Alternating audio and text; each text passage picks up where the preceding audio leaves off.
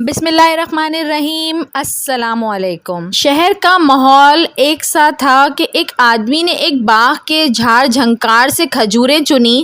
ایسی کھجوریں صرف شہر کے اسی باغ میں لگی تھیں، لیکن لوگوں کو اس کھجور سے کوئی رغبت نہ تھی کہ اس کھجور میں نہ وہ نرمی تھی نہ اس کا وہ ذائقہ تھا۔ رنگ بھی انتہائی گہرا اور دانہ بہت چھوٹا سا۔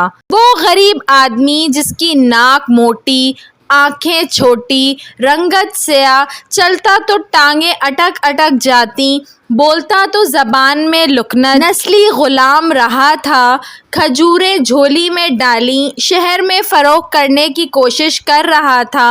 اس باغ کا یہ آخری پھل تھا جو اس آدمی کی جھولی میں تھا۔ شہر میں لیکن کوئی ان کھجوروں کا طلبگار نہ تھا، یہاں تک کہ ایک فرد نے یوں آواز لگائی، اے بلال رضی اللہ تعالیٰ عنہ، یہ کھجور تو تجھ جیسی ہے کالی اور خشک۔ دل کا آبگینہ ٹھیس کھا گیا، آنکھوں سے آنسو رواں۔ بلال حبشی کھجوریں سمیٹ کر بیٹھے رہے کہ ایسے میں وہاں سے اس کا گزر ہوا جو ٹوٹے دلوں کا سہارا ہے، جس نے مسکینوں کو عزت بخشی، وہ جس کا نام ہے غمزدہ دلوں کی تسکین ہے، ہاں وہی محمد صلی اللہ علیہ وآلہ وسلم۔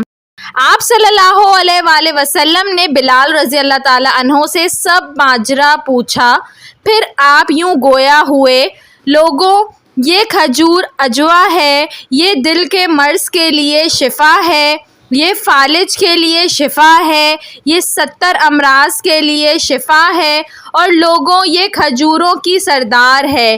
پھر یہاں بس نہیں کیا، فرمایا جو اسے کھا لے اسے جادو سے امان ہے۔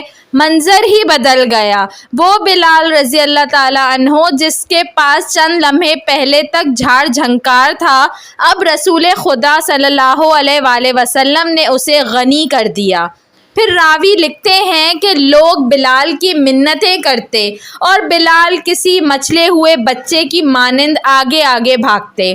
تاریخ گواہ ہے کہ وہ جسے کبھی دنیا جھاڑ جھنکار سمجھ رہی تھی، بلال رضی اللہ تعالیٰ عنہ کی جھولی میں آ کر اور مصطفیٰ کریم صلی اللہ علیہ وآلہ وسلم کی زبان مبارکہ کا صدقہ آج بھی کھجوروں کی سردار ہے۔ ویڈیو پسند آئی ہو تو اس کو ضرور لائک کریے گا، اور ایسی مزید اچھی ویڈیوز دیکھنے کے لیے میرے چینل کو سبسکرائب کر لیں۔ Thanks for watching. اللہ حافظ۔